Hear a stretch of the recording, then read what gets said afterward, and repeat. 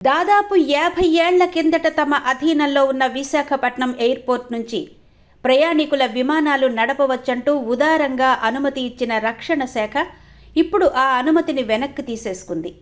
దీంతో ప్రయాణికుల విమానాలకు నేటితో విశాఖ ఎయిర్పోర్ట్ తలుపులు మూసుకున్నాయి. ఇక నుంచి ఆ విమానాలు మరికొన్ని నిమిషాలు గాల్లో ప్రయాణం చేసి కొత్తగా భోగాపురంలో ఏర్పాటు చేసిన అల్లూరి సీతారామరాజు అంతర్జాతీయ విమానాశ్రయంలో దిగుతాయి. విశాఖ విమానాశ్రయంతో విశాఖ వాసులకు ఎన్నో జ్ఞాపకాలు ముడిపడి ఉంటాయి. ఎవరి మాట ఎలా ఉన్నా విశాఖలోని సీనియర్ పాత్రికేయులకు మాత్రం 30 ఏళ్ల కిందట జరిగిన ఒక సంఘటన స్మృతి పథం నుంచి చెరిగిపోదు. 1991 మే నెల 21వ తేదీ మాజీ ప్రధాని రాజీవ్ గాంధీ హత్య జరిగిన రోజు. ఆ రోజు సాయంత్రం విశాఖ ఎయిర్పోర్ట్ నుంచి బయలుదేరిన రాజీవ్ గాంధీ ఆ తర్వాత కొద్ది గంటలకే బాంబు దాడిలో కన్నుమూశారు. రాజీవ్ గాంధీ చివరి బహిరంగ సభ జరిగింది విశాఖలోనే. చివరిగా సాగనంపింది ఈ విశాఖ విమానాశ్రయమే. ఎన్నికల ప్రచారం జోరుగా సాగుతున్న రోజులవి. ఆ రోజు సాయంత్రం పాత బస్టాండ్ వద్ద ఉన్న మున్సిపల్ స్టేడియంలో కిక్కిరిసిన బహిరంగ సభలో ప్రసంగించిన రాజీవ్ గాంధీ అటు నుంచి అటే ఎయిర్పోర్టుకు వెళ్లవలసి ఉంది. ఆ రాత్రి ఆయన తమిళనాడులోని శ్రీపెరంబుదూర్ బహిరంగ సభలో ప్రసంగించవలసి ఉంది.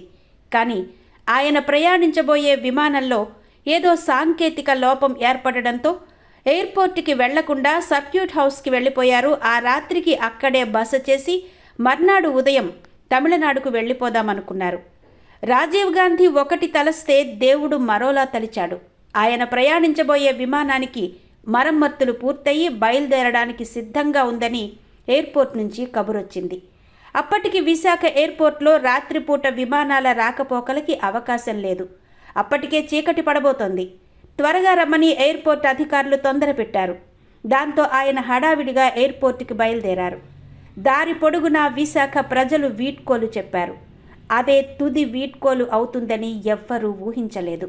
ఎయిర్పోర్ట్ నుంచి రాజీవ్ గాంధీ బయలుదేరిన కొద్ది గంటలకే శ్రీపెరంబుదూర్లో జరిగిన ఆత్మాహుతి బాంబు దాడిలో ప్రాణాలు కోల్పోయారు. ఆ రోజు ఆ విమానానికి రిపేర్లు పూర్తి కాకుండా ఉంటే రాత్రికి రాజీవ్ గాంధీ విశాఖలోనే బస చేసి ఉంటే కనీసం ఆ రాత్రికి ఆయనకి గండం తప్పి ఉండేది. విశాఖ సిటీ నుంచి ఎయిర్పోర్టుకు వెళ్లే తోవలో గోపాలపట్నం ఫ్లైఓవర్, కాకానీనగర్ దాటాక ఎడమవైపు ఒక రోడ్డు విశాఖ ఎయిర్పోర్టు వైపు వెళుతుంది. ఇటు విశాఖ సిటీ నుంచి ఎదురుగా గాజువాక నుంచి ఎడమవైపు ఎయిర్పోర్ట్ నుంచి ట్రాఫిక్ బాగా పెరిగిపోవడంతో కొంతకాలం కిందట అక్కడ ఒక సిగ్నల్ పోస్ట్ ఏర్పాటు చేశారు. ఇప్పుడిక విశాఖ ఎయిర్పోర్టు మూత పడడంతో ఆ సిగ్నల్ ఇక పని చేయకపోవచ్చు. ఎయిర్పోర్ట్ లాగే అసలు దాని అవసరం ఇక ఎవ్వరికీ ఉండదు.